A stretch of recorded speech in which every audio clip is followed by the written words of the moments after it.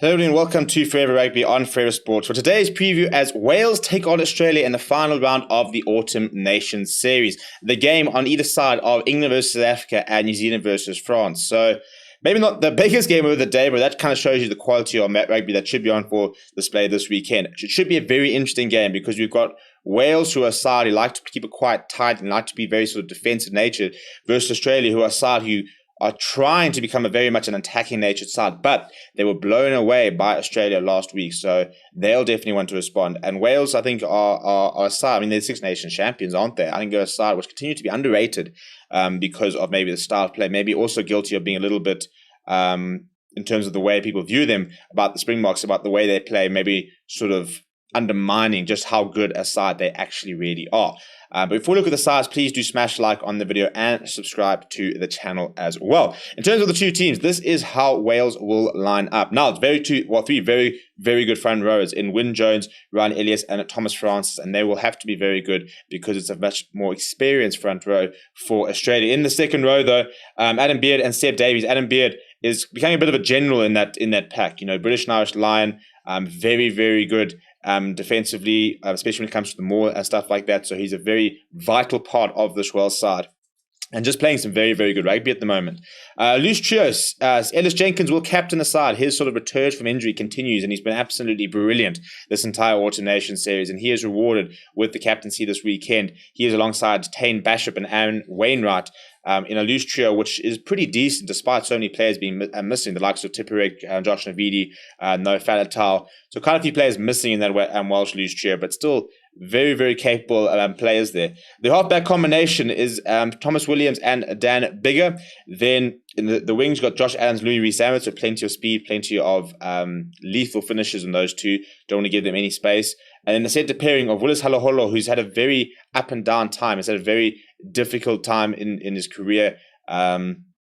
Then got called up and then had COVID. So after so many difficulties, he gets to start this weekend. He is next to Nick Tompkins, who starts at outside centre, and then fullback Liam Williams, one of the best players under the high ball, a very, very accomplished Test match 15 does start there. Then off the bench, Elliot D, Gareth Thomas, and Dylan Lewis will cover the front row. Then Ben Carter and Chris Chiunza. And then the likes of Gareth Davies, Reece Priestland, and Johnny McNichol will provide cover for the backline. In terms of the side, they will be playing a couple of players coming back for the Wallabies. And James Slipper will captain the side to face Wales. So he had to decide no Michael Hooper this weekend. On the week that he's been nominated for World Player of the Year, he is not available. Also, no Simon Karevi, who just didn't even travel, but still managed to get a World Player of the Year nomination. But it's a very good front row because James Slipper is joined by Tolu Latu, gets an opportunity ahead of Alaa Fainga. But Tania Tupou is back and starts at tight head, probably the form tight head in the world at the moment. It was absolutely devastating against the Springboks. The second row, Rory Arnold and Nidus Agarwala, nice little bit of continuity there. In place of Michael Hooper, Pete Sami comes in the number 7 jersey. He joins Rob Liotta and Rob Valentini, what is it, all three Melbourne born and based loose trio. And then in the back line, Nick White continues to partner James O'Connor. In the centres, Hunter Paisami and Len Ikitau. Filippo Dangunu gets an opportunity at wing there. And then you've got Andrew Kellaway, who's also a nomination for World Breakthrough of the Year. And then all the experience of Curtly Beale at full back. Off the bench for the Australians, quite a lot of experience in the likes of Falau Fainga, Angus Bell, and Alan Alantoa.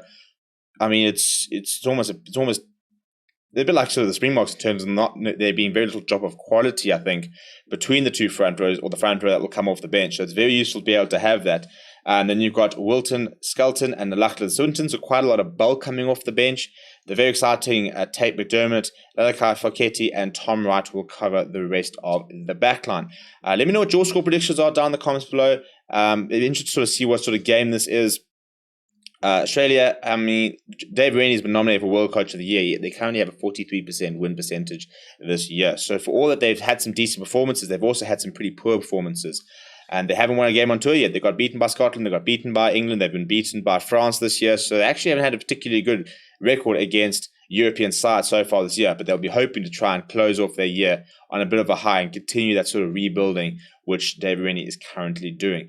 Please do smash like on the video and subscribe to the channel as well. My name is Stephen. Thank you very much for watching, and I'll chat to you soon.